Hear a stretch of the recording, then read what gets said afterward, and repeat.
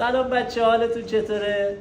خیلی خوش اومدید به کانال یوتیوب من. بچه ها قراره که تو کانال من یه ذره از فضای ناراحتی و اینا دور شیم، فقط بخندیم.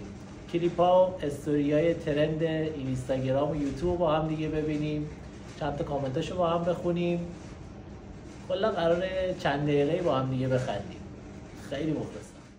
وای دمش کرد دافیه رو معطلش کرد، وای جمعش کرد منیجر من دلش کرد، وای دمش کرد دافیه رو معطلش کرد، وای جمعش کرد منیجر من دلش کرد. گوشیشو بگیر که لو رفت عکس تو اکسپلورم، گوشیشو بگیر که لو رفت عکس تو اکسپلورم، من کف فلورم عکس. اولین کلیپی که انتخاب کردم ما ببینیم، واقعا این کلیپ رو 20 بار دیدم، 30 بار خندیدم.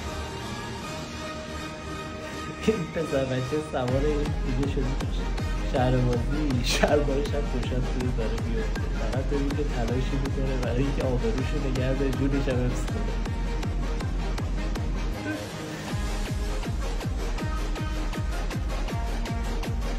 فقط اینجاش که پاشو میذاره رو پا که بتونه شهربار رو نگه داره، چرخ و فلک هم نیفته.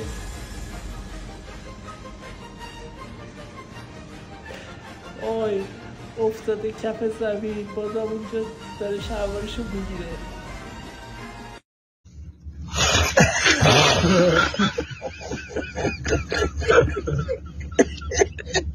اونم آبرو شد.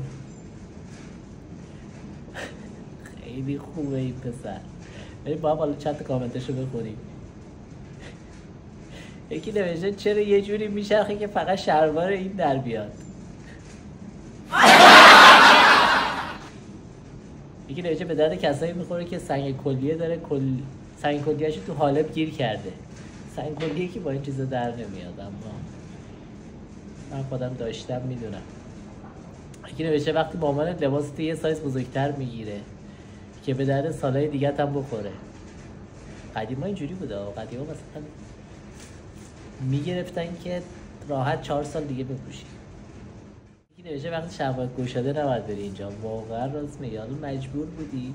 تو قبلش دیده بودی این داره چیکار میکنه باهات. یکی نوشته شلوار رو دیگه بیخیال شد، از یه جایی به بعد میگفت نمیرم، شلوار رو بیخیال. بچه ها اگه تا اینجای ویدیو خوشتون اومده حتما کانال منو سابسکرایب کنید، اون لایک اون پایینم بزنید، زنگوله پیجم فعال کنید که کلیپ جدید اومد حتما ببینید و دستتون نره. مرسی که حمایتم میکنید، دوستتون دارم. یکی نوشته با واکنش سنگ کلیه غلط کردم، شلوار رو در بیار تا بیفتم.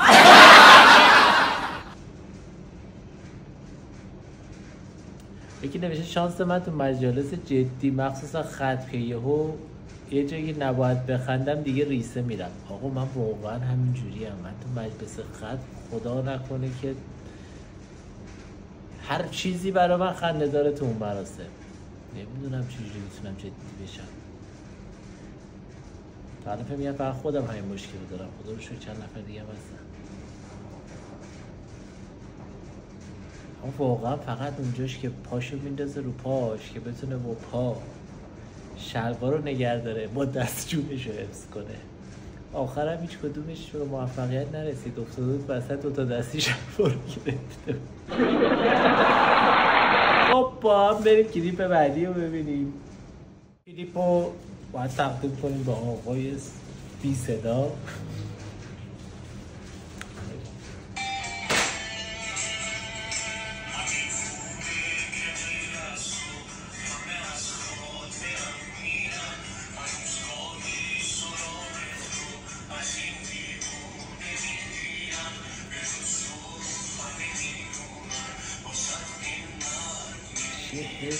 فقط اون یکی رو نگاه کنیم.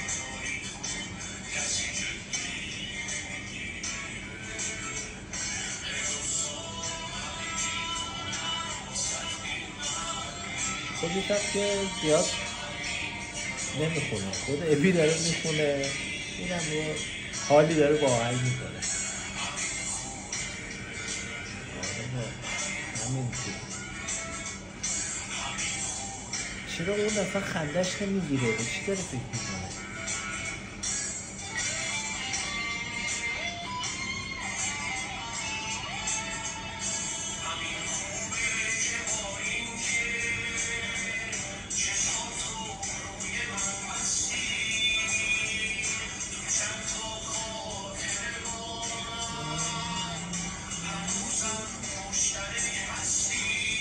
یه جوری داره میخونه انگار تو استیجه واقعا. احساس میکنم میخواد بیفته.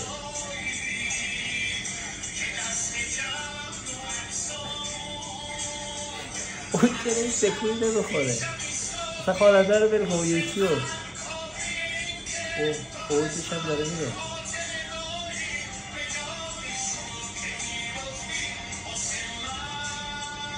یه همچنان داره همونجا رو نگاه میکنه.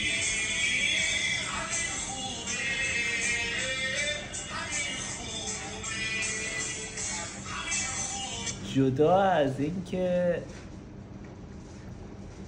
ایرج قادری عکسشون بالاه، یه بیکی مانبردی همین پایینه اینجوری نشسته تخت داره نگاه میکنه. چرا اصلا نمیخنده با اون جورابای سفیدش؟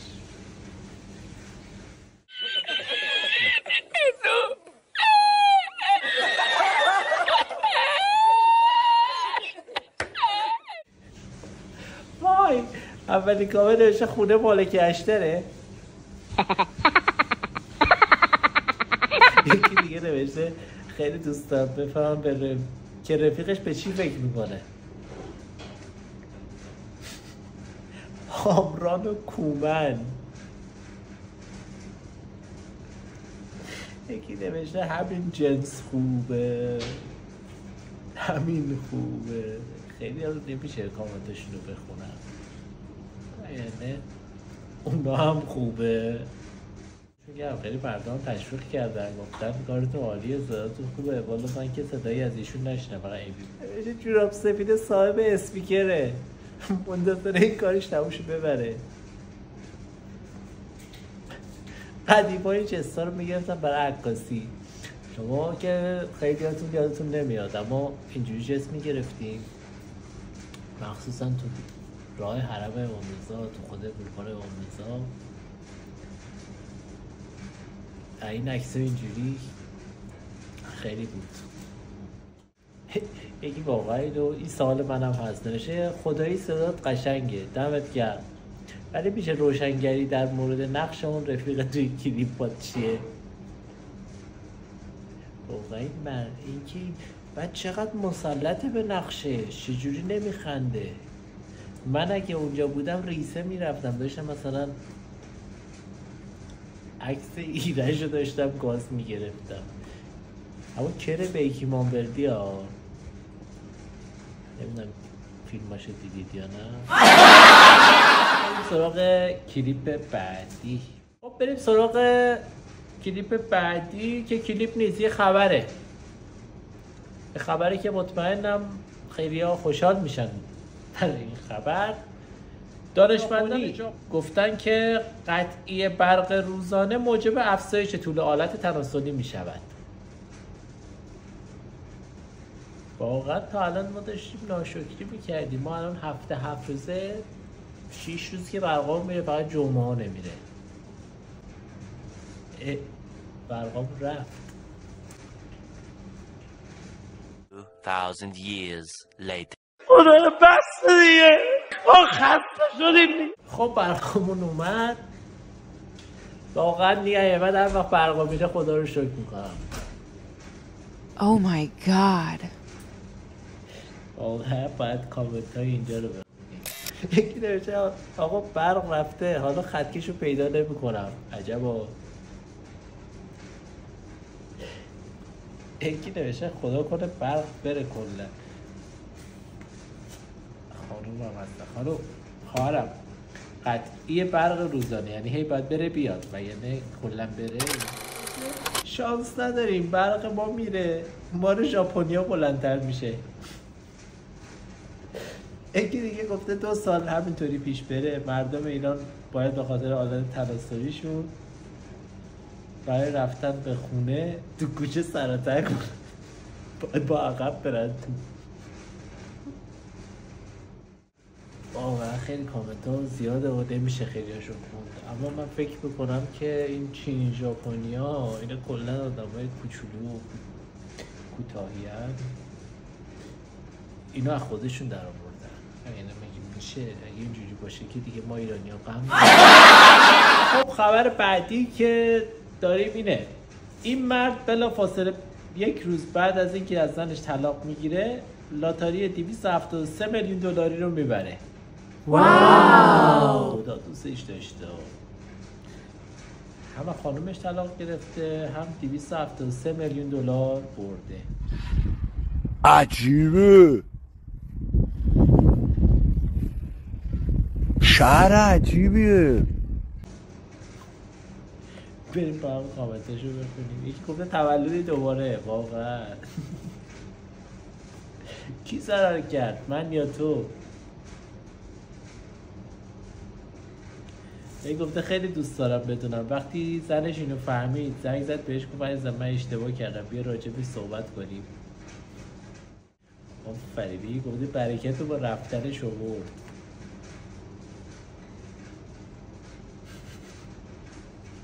یکی گفته بیشتر از هموطنان خودش هموطنان من شاد شدم. گفته نحسی زندگیش انداخت بیرون خوشبخت شد. آقا من واقعا به این چیزها اعتقاد دارم، نمیدونم شما اعتقاد دارید یا نه. یه سری آدم‌ها یه سری چیزها از زندگیت که میرن بیرون واقعا برات رزق و روزی خوششانسی همه چی میارن. اینم الان واقعا همینه دیگه، از زنش طلاق گرفته دیگه 273 میلیون دلار برده. این پول حالا درسته به تومن ما خیلی میشه، اما همین الانش هم برای اروپایی ها و آمریکایی هم حتی خیلی پوله. دوستای عزیزم مرسی که ویدیو رو دیدید، امیدوارم که خوشتون اومده باشه. ممنون میشم اگه پیج یوتیوب برای سابسکرایب کنید. اگه کم و کاستی بودش به بزرگی خودتون ببخشید، سعی میکنم بهترش کنم. کلیپی چیزی هم دارید برام بفرستید با هم دیگه ببینیم و بخندیم. دوستتون دارم. سابسکرایب یادتون نره، لایک کنید. ممنون که حمایت هم بکنید. مرسی.